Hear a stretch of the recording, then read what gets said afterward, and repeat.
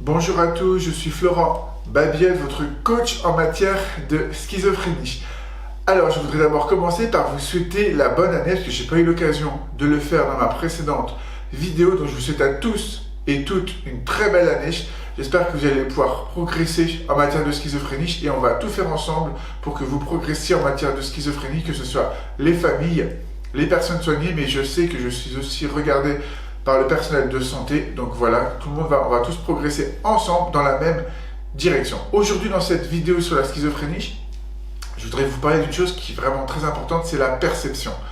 Qu'est-ce que la perception? La perception, c'est tout simplement comment vous allez percevoir une chose. Il faut savoir que face à un événement, vous allez avoir souvent 100 versions différentes du même événement. Et ces versions différentes, c'est la perception que vous allez avoir de cet événement. Je me souviens très bien que lors d'une conférence que j'ai faite, on m'a posé cette question: est-ce que si c'était à refaire, vous supprimiez la schizophrénie de votre vie, si vous aviez le choix, si vous pouviez le faire, ou est-ce que vous garderiez cette maladie avec tout ce que cela implique? Et c'était une question vraiment très pertinente qui m'a laissé songeur, mais j'ai répondu assez rapidement en disant que j'aurais gardé la maladie, parce que c'est ce qui fait l'homme que je suis devenu aujourd'hui. Sans cette maladie, je n'aurais pas écrit 3 livres, dont deux qui parlent de la schizophrénie. Je n'aurais également pas fait des conférences, je ne serais pas devenu coach, je ne pense pas que je serais devenu également aide-soignant en matière de maladies psychiques, parce qu'avant j'étais aide-soignant dans des unités beaucoup psychiatriques, même si j'ai aussi travaillé dans les unités type Alzheimer et Parkinson. Donc c'est vrai que mon parcours de vie sans la schizophrénie, il aurait été complètement différent. Est-ce qu'il aurait été mieux? Je ne sais pas. Est-ce qu'il aurait été moins bien? Je ne sais pas. Tout ce que je sais, c'est que j'ai de la gratitude finalement pour ma maladie. Alors ça peut paraître très fort ce que je vous dis, avoir de la gratitude pour une maladie, mais finalement oui, parce qu'aujourd'hui je suis rétabli. Donc peut-être que certains qui ne sont pas encore rétablis pour vous, ça peut vous paraître difficile de concevoir cette idée-là, mais sachez que quand j'étais très malade, et Dieu sait que j'ai été très malade aussi, eh bien forcément je me disais que ma vie elle était finie, que c'était terminé pour moi, rideau, et que ma vie s'arrêtait finalement à 24 ans, parce que moi j'ai été diagnostiqué à 24 ans, et j'avais notamment une perception très négative de la maladie. C'est-à-dire que j'associais beaucoup la schizophrénie au handicap mental. Pour moi, la schizophrénie, c'était un handicap, donc un handicap mental. Donc si j'avais ce handicap mental, à quoi bon faire des actions, puisqu'elles étaient vouées à l'échec, puisque je pensais être, entre guillemets, beaucoup plus bête que la moyenne, puisque pour moi, la schizophrénie, c'était une maladie mentale. Donc c'est très difficile, si vous avez cette perception de la maladie, d'avancer. Parce que si vous pensez que vous êtes fini à partir du moment où le diagnostic de schizophrénie tombe, eh bien forcément ça va être compliqué de vous mettre dans l'action, d'être dans l'allant. À partir du moment où ma perception de la maladie elle a changé, c'est-à-dire où j'ai commencé à comprendre qu'il y avait des gens très intelligents qui étaient atteints de schizophrénie, que ça ne les empêchait pas forcément de travailler, ou au moins d'être bénévole, ou d'avoir des passions, d'avoir une vie normale, et bien à partir de ce moment-là, j'ai commencé à me dire que je pouvais commencer à essayer de réaliser mes rêves, c'est-à-dire écrire un livre. Mon premier rêve, c'est d'écrire un livre, donc je l'ai fait. Obscure Clarté Schizophrénia, pour ceux qui s'en intéressent, et j'ai publié une suite, il n'y a pas très longtemps, qui s'appelle Obscure Clarté Résurrection. Donc c'est vrai que, voilà, réaliser ses rêves, c'est très important, et c'est pas parce que j'insiste, vous êtes atteint de schizophrénie, que vous ne pouvez pas réaliser de belles choses. Il va falloir y aller étape par étape, step by step, comme disent les Anglais, progressivement, doucement, pour ne pas vous mettre en situation d'échec, mais c'est possible. Moi, ce que j'ai fait, quand ma perception de la maladie elle a changé, c'est que j'ai commencé à écrire. Alors au début, j'avais des grosses difficultés de concentration, donc j'arrivais à écrire 5 minutes, puis 10 minutes, mais j'ai continué. Et ces 10 minutes se sont transformées en 20 minutes, puis une demi-heure, puis 1 heure, puis 2 heures. Vous voyez, en fait, j'ai pas lâché, j'ai fait preuve de discipline. J'ai fait une vidéo aussi sur la discipline qui est très intéressante. Je vous invite à aller la regarder. Vous tapez Florent Babiel, discipline, vous allez trouver. C'est vraiment une vidéo très intéressante parce que la discipline et la perception, ce sont deux notions qui sont finalement interreliées. Parce que si vous êtes discipliné, si vous avez une perception de la maladie qui est bonne, que vous savez que c'est une maladie qui touche des gens très intelligents et que vous pouvez vous en sortir, vous allez vous créer de la discipline.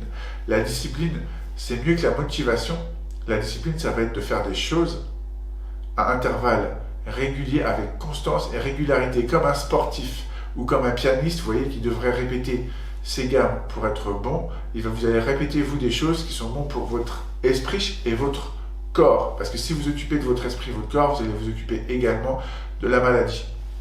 Donc il faut savoir que dans la perception, il y a aussi le phénomène de gratitude. Parce que moi, si j'avais pas de la gratitude pour ma maladie, ça voudrait dire que je n'aurais pas appris de cette maladie. Or, cette maladie, elle est venue sur mon chemin pour une bonne raison, pour m'apprendre des choses, pour m'apprendre aussi que je pouvais aider les autres.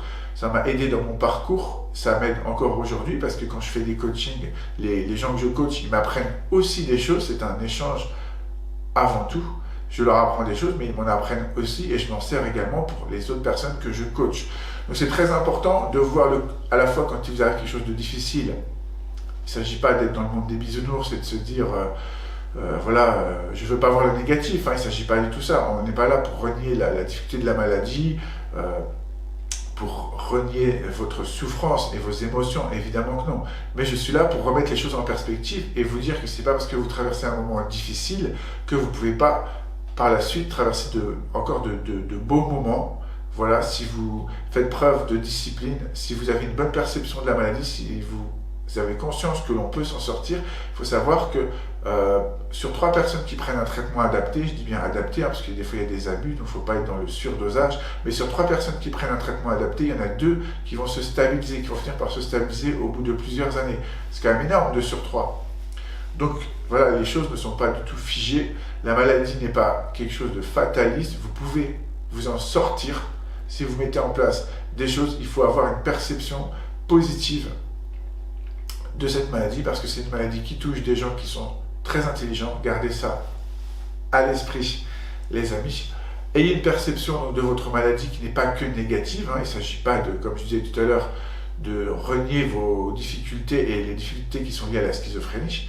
Mais il s'agit d'avoir une vision globale d'ensemble. Si vous avez une perception de votre maladie qui est plutôt positive, en tout cas qui n'est pas que négative, si vous avez une perception qui vous permet d'aller vers l'avant aussi, vous allez refaire des actions positives. Parce qu'il y a 2 cercles dans la vie. Il y a le cercle vertueux et le cercle vicieux. Le cercle vicieux, ça pourrait être dans notre cas, j'ai cette maladie, donc je suis atteint de schizophrénie. Donc ça ne sert à rien d'essayer des choses puisque je suis voué à l'échec vu que j'ai cette maladie. Vous voyez, ça c'est le cercle vicieux où on ne fait rien et puis finalement, qu'est-ce qui se passe? On va faire une dépression pendant plusieurs années puisqu'on n'arrive plus à se bouger. Le cercle vertueux, ça va être de se dire « Ok, j'ai cette maladie, ok, c'est pas facile tous les jours, mais je peux quand même faire des choses, donc je vais commencer par des petites actions. » Le soir, avant de vous coucher, vous vous rappelez les actions positives que vous avez quand même réussi à faire malgré la maladie et donc du coup, ça va développer le circuit de la récompense dans votre cerveau. Ça veut dire que ça va vous donner envie de refaire des actions positive. Ça, c'est le cercle vertueux. À vous de voir de quel côté vous voulez être, cercle vicieux ou cercle vertueux. Donc, j'espère que cette vidéo sur la perception en matière de schizophrénie, elle vous a plu. N'hésitez pas à commenter, à liker, à partager la vidéo. Et si vous voulez me joindre pour faire un coaching en matière de schizophrénie, mon mail va s'afficher juste en bas. Donc, n'hésitez pas. Et je vous dis à très bientôt pour de nouvelles aventures.